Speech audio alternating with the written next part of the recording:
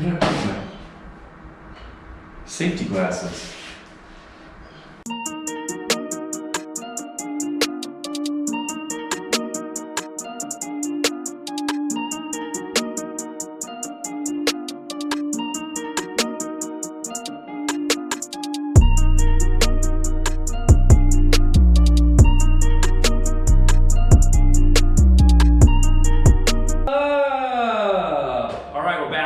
In the shop for another project in the shop, except this time I'm in my new shop, aka my third car garage that I set up for my shop. Again, if you're following along, everything's in one spot now. Moved into the new house, got everything we need right here, and this is actually the first project I'm going to be doing in my new shop. So should be a fun one. Today I'm actually going to start to build a coffee table. It's going to be for my house, but you guys can follow along, watch the video on how to build one of these. And again, I'm using some materials I've never used before, although when I did my countertop, which turned out actually pretty cool, I used that reclaimed 3/4, 2¼ inch oak. And I have a little bit of different process I'm gonna do with it this time, but I'm gonna use that same material for the top of the coffee table, and it should turn out pretty nice. In fact, even better than I anticipated with the countertop that I did before in that video. And again, we're working with, like I said, 3/4 oak, red oak. It's a 2¼ tongue and groove flooring that I still have extra, shockingly, from the old house that I'm gonna use to make the top of the coffee table. Couple things I'm doing different on this one. I actually took all this 3/4 oak and ran it through my planer this time instead of putting the whole thing together and then sanding it down. I thought I could kind of just strip it to a certain point after I assembled it. My concern before with not planing it first was changing the actual consistency of the thickness of that flooring to basically put it back together with the tongue and groove as a flooring would go. And as it turns out, it's not gonna make any difference at all. I was a little worried about, degrading some of that material as I planed it down, but I took about a 32nd of an inch off the top of each one of these. So now it's back down, all the finish is gone. We're back down to that raw red oak. And I wish someone would stop texting me. My God, sorry. So now it's ready to go. I don't have to sand it. I'm gonna put everything together once I build the frame of the coffee table, and then it's ready to go with a quick sand, and then again, stain of my choice. I'm not sure yet, we'll find out. So as we go along. So let's go ahead and get started. Okay, so like I said, we're back in the new shop. As you can see, I have a lot less space to work with in here, but it's just enough for what I need, and I really enjoy having everything right here. So, coffee table legs, that's the first thing we're gonna start with. I'm using a 4x4, just nominal dimension lumber. This is actually, I believe this is hem fir, 4x4 post. And I mean, you can grab this at Home Depot or at Lumber Company, wherever. So I'm gonna run these legs at 16½ inches.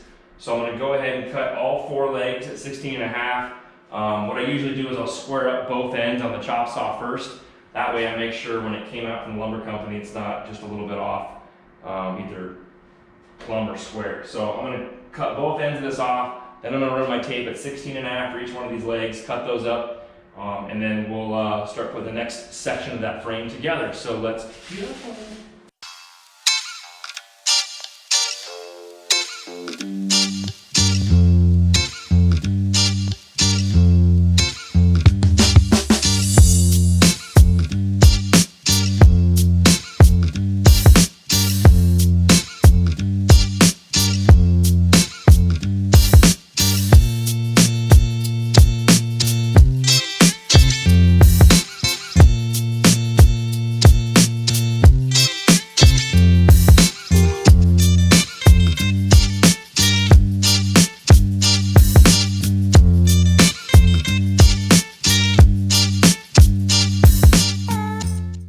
Okay, so I'm not a woodworker or a furniture maker by trade. I'm not claiming to be one, but I do like to do carpentry. I'm a carpenter by trade, general contractor, yada yada.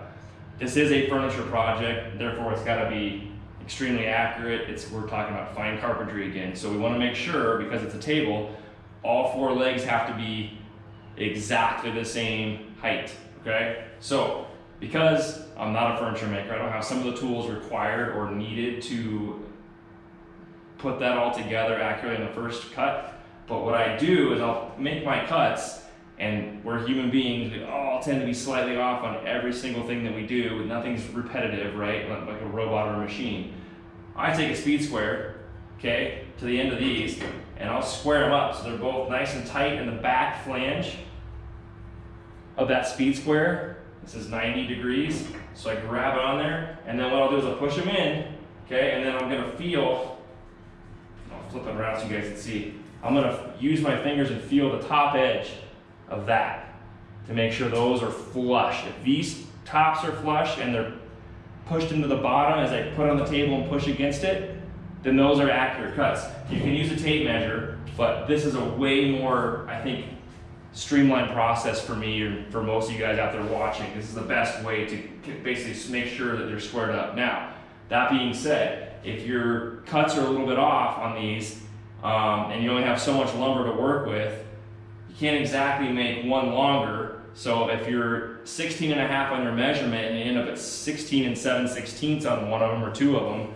you can't make the lumber grow, right? I don't own a lumber stretcher tool. I don't know if you can get one of those at Home Depot or not. But what you can do is cut the other one and flush it up. Now, there's 2 ways to go about this, depending on how inaccurate your cut was. If it's just barely out, we're talking like outside of a 16th, you know, pushing towards a 32nd, you just sand them down. You put them together and you sand them down. If it's more than that, then go ahead and put them together. And let's say this is off, right? You can see that there. If I push down on it, you can draw your score or scribe your line there. Okay, so that's 2 different ways to kind of keep that in mind. If you're dead on perfect, congratulations, you can move those two legs apart. You want to grab the other 2 and put those together, and then you want to make sure that all 4 of them are all the same height, right? So I run through them and I check them all using that speed square technique. And again, if one of them's off by less than a 30 or less than a 16th instead of 32nd, it's going to sand it. If not, I'm going to recut that and just basically score that line. So I can feel on this one, I'm going to be inside threshold of being able to sand it. So those 2 are good. And then what I do is I go through and just mark each one as, you know, I'll do a check mark on it with a pencil. It's not a big deal because I'm going to sand everything down anyway before we do final assembly.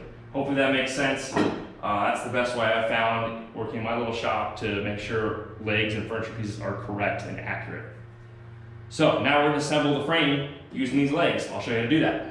All right, so once you get your legs cut, everything's squared up, all your legs are the same measurement, at least inside a 1/16 of an inch, or you can sand it down if needed. The next step is to go ahead and assemble, cut and assemble your joiners and your side aprons. So what those are is basically the length and width of the table itself that's going to join the legs together, basically the framing of your coffee table. Now, I'm going to use 2x4 again. It's just nominal framing lumber. I'm trying to keep this as minimal a cost as possible as far as building. I'm not trying to make the world's most expensive table, and that's what this video is about, is to go ahead and be able to find materials you can source at an inexpensive, reasonable cost to put a cool table together and not have to spend a fortune or go out and buy one for $3 grand. So here I'm going to use, like I said, nominal 2x4, and I'm going to run my table at 20 inches by 40 inches. So that's width by length. And what I'm looking at doing, and I've seen this many times at different tables, and there's many ways of going about this, is having the legs where the aprons and the joiners are inside. You can see that would be inside the leg, where this would be the outside of the table. I don't think that structure is always the most sound, especially when people are picking up tables and moving them around a lot or sticking things on them. So what I'm going to do is the same way I build decks, where I'm going to have this leg attached on the inside and wrapped on both sides with those 2x4s. What that does is create a sturdier and more squared up feel for the table, and that actually allows a little more integrity within the structure itself. So I'll show you what I'm talking about. I'm going to cut these I got 2 at 20 and 2 at 40 because they are going to run the length, and then I'm going to go ahead and assemble that with glues and screws.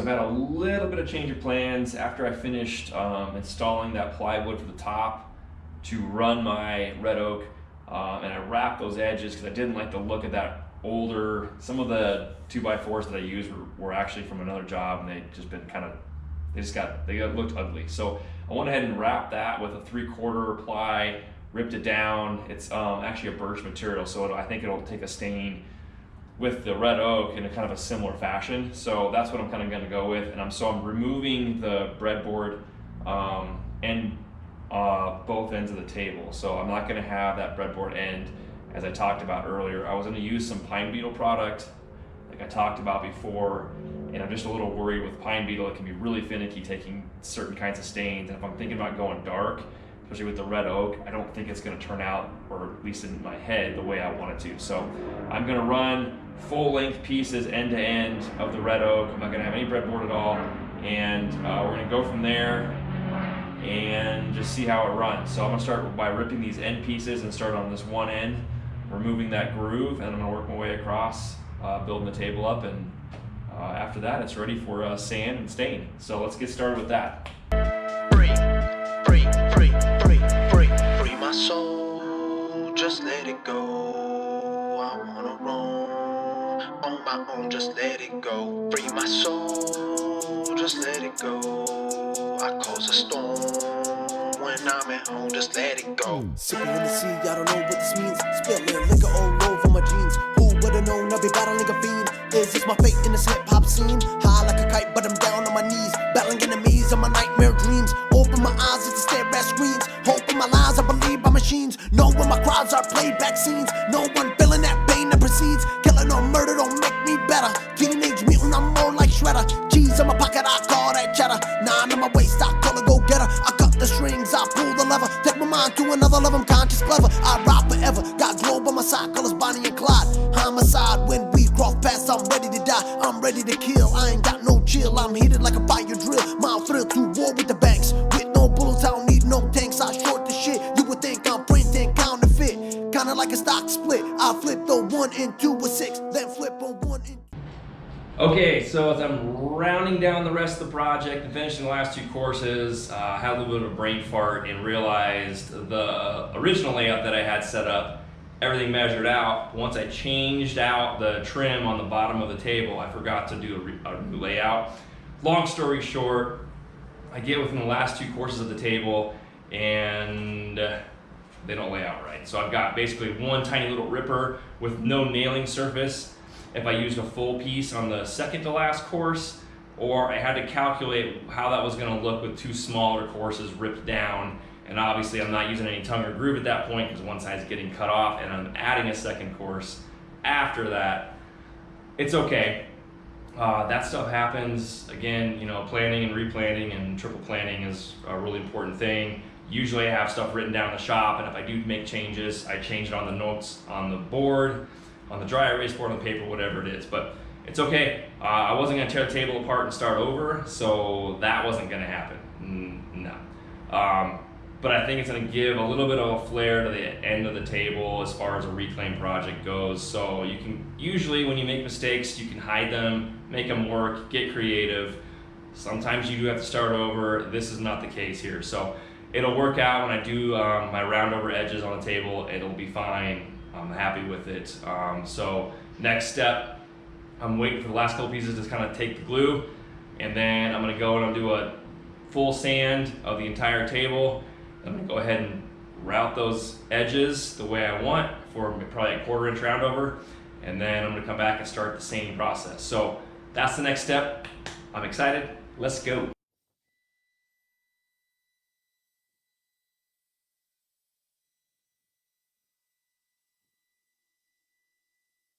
All right, now I'm gonna get into the sanding. So as I explained before, I took all those boards and actually planed them down about a 32nd of an inch to take all the finish off the flooring as is. That way there's less sanding, or the belt sander doesn't have to come out. So what I'm gonna do now is I'm gonna go ahead and prep the top of the table and then everything, all the frame of the table as well, with 120 grit. I'm gonna use my random orbital sander, run through the whole table that way. Then I'm gonna come back and I'm gonna fill all the tiny little cracks and nail holes as I see fit. for this table. There's some imperfections in the flooring, and I'm kind of looking at it as I talk about it, just kind of looking at it. There's a couple small imperfections in some of the flooring as it was reclaimed, ripped out of the house. So I'll go ahead and fill those cracks, and then I'm gonna come back with 220 and go ahead and sand all the putty out, anything that I had filled, so it's ready to go and it's ready for a stain. I haven't decided on stain yet, so stay tuned as we keep moving through this project, and we'll see what it gets to be.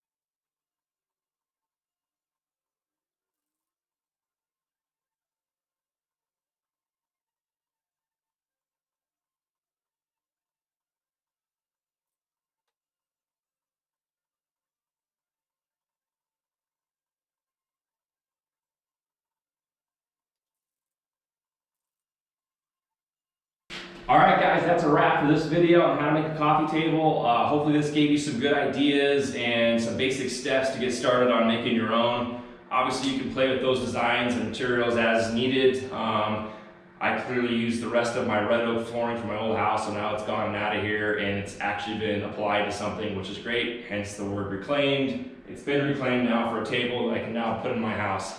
Make sure you guys subscribe to the channel, hit that bell for notifications so you can catch the other videos that are coming out. I'm going to be working on some other furniture and carpentry projects in here commissioned for other people. So obviously we're going to record that and make some videos out of it. Make sure you're subscribed so you get all that stuff. Also, make sure you guys check out the rest of the How to Build series. Lots of good tips in there for you. And make sure you're jumping on if you're interested in the real estate stuff.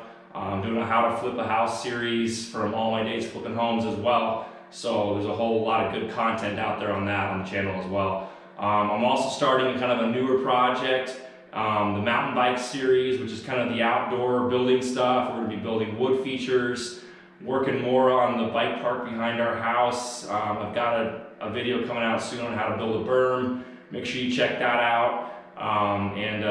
Until next time, I appreciate you guys. If you haven't, go ahead and follow me on Instagram at Shane Bailey Builder.